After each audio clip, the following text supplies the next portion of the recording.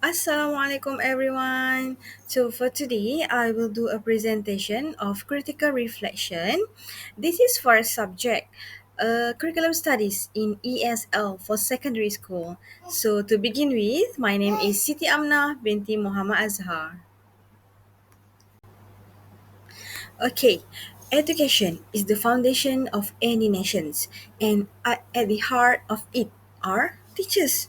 We are more than just educators, we are designers, facilitators, and evaluators of learning. But what is exactly our role in shaping the curriculum? Let us break into three key areas, which are designing, implementing, and evaluating the curriculum. First of all, curriculum design. As teachers, we play a crucial role in shaping how the curriculum is delivered to our students. First, we adjust content to ensure that syllabus materials align with the diverse abilities, backgrounds, and learning needs of our students. Not all learners grasp concepts in the same way, so it is our responsibility to tailor our approach accordingly. Next, we carefully choose instructional approaches that enhance student engagement and understanding. By selecting the right teaching method, we can make lessons more interactive, enjoyable, and effective. We also incorporate interdisciplinary insight by connecting subjects to real life application. Learning should not happen in isolation. When students see how different subjects relate to each other and to the real world, their understanding deepens. Finally, we must always consider cultural and local context in our teaching. Our students come from diverse backgrounds, so it is essential that the curriculum reflects their experiences and the communities they live in. This will foster a sense of belonging and makes learning more meaningful to them. Next is curriculum implementation. When it comes to delivering the curriculum in the classroom, our role as teachers is just as important. We begin by utilizing effective teaching methods. This means using strategies like inquiry based learning, project based learning, and integrating technology to make lessons more engaging and meaningful. These methods encourage students to explore, discover, and take ownership of their learning. We also focus on customizing instruction to meet the diverse needs of our students. Whether they are facing learning difficulties or language barriers, we adapt our lessons so that every student has equal opportunities to succeed. Another key responsibility is evaluating student achievement. We use both formative and summative assessments, not just assign grades, but to truly understand how well our students are grasping the material. This helps us to refine our teaching and provide additional support where it's needed. Lastly, we work hard to foster a supportive learning atmosphere. We promote critical thinking, teamwork, and active participation so that our classroom become places where students feel confident, curious, and also motivated to learn. Now, let us look at curriculum evaluation. As educators, we are not only responsible for delivering the curriculum, but also for continuously improving it. One way we do this is by offering feedback. We share our observations with school leaders and policymakers to help refine and enhance the curriculum framework. Our first-hand experience in the classroom gives us valuable insight into what works and what doesn't. We also play a key role in evaluating student outcomes. By analyzing test results, assignments, and classroom engagement, we can identify areas where students are excelling and areas where they may need additional support. Another important responsibility is spotting deficiencies in the curriculum. Sometimes content become outdated, irrelevant, or too difficult for students to grasp. It is our job to recognize these gaps and address them. Finally, We take an active role in recommending changes. Based on our daily interactions with students, we can suggest meaningful adjustments that make learning more effective, engaging, and relevant to the real world. Despite the significant role teachers play in curriculum development, Malaysia faces several curriculum related challenges that hinder the effectiveness of education. These challenges include, first of all, one size fits all approach. While the national curriculum provides a standardized framework, it does not always cater to the diverse needs of our students. Every learner is different. Some excel in hands on activities, while others thrive in theoretical discussions. Some grasp concepts quickly, while others need more time and support.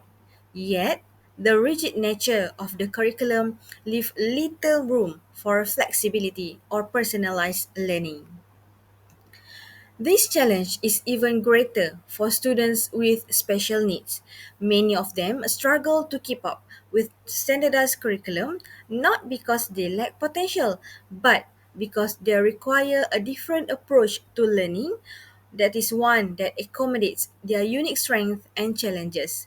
So, as educators, we must always advocate for a curriculum that is adaptable, inclusive, and responsible to the needs of all learners, ensuring that every student has an equal opportunity to succeed. Another pressing issue in our education system is the inequality between urban and rural schools. Schools in urban areas are often well equipped with modern facilities, experienced teachers, and access to the latest technology. In contrast, many rural schools struggle with shortage of qualified educators, outdated infrastructure, and limited digital access. As a result, students in rural schools may not receive the same quality of education as their urban counterparts. This disparity creates an achievement gap where students in rural areas face greater challenges in keeping up with national academic standards and competing for future opportunities.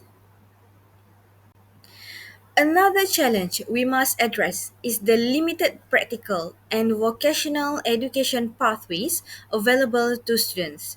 Our education system still places a heavy emphasis on academic achievement, often at the expense of vocational skills.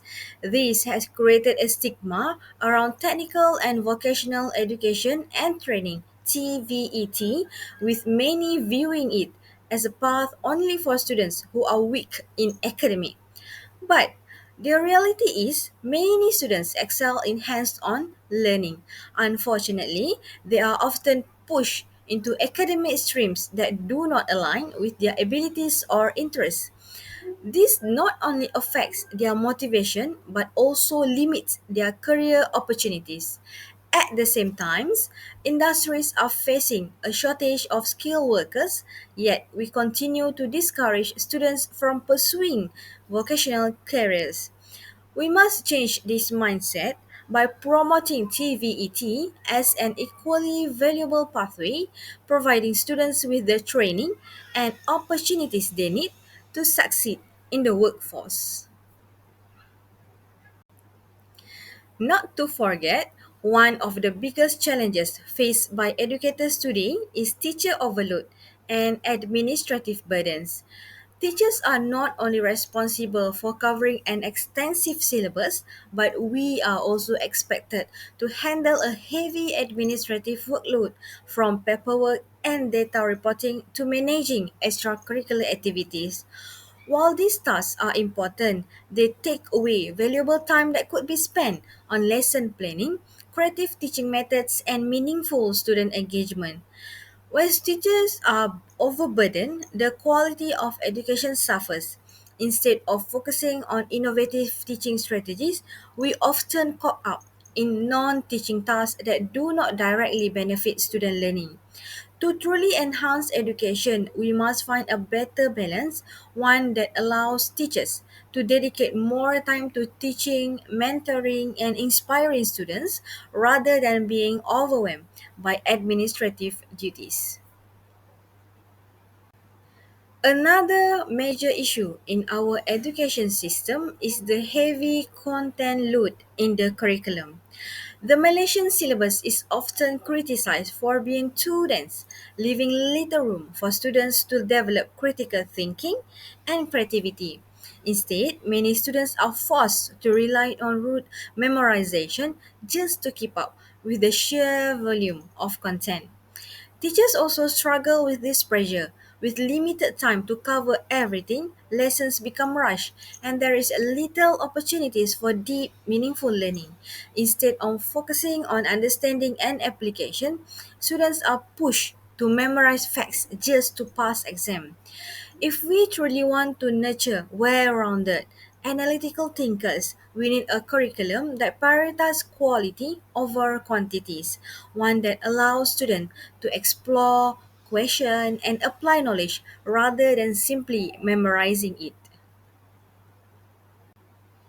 So, to sum up, teachers play an integral role in curriculum development, ensuring that it is effectively designed, implemented, and evaluated.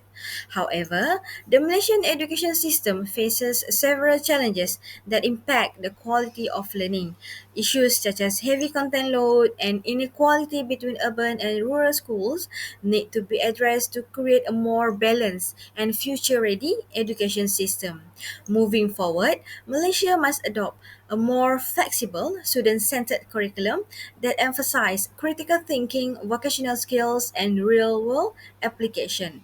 Additionally, supporting teachers through training and reducing administrative burdens will enable them to focus on what truly matters, which is nurturing the next generation of learners and leaders. So I think that will be all for me for this presentation. I hope you enjoy it. And thank you for your time and thank you for listening to my presentation. Bye everyone. Assalamualaikum.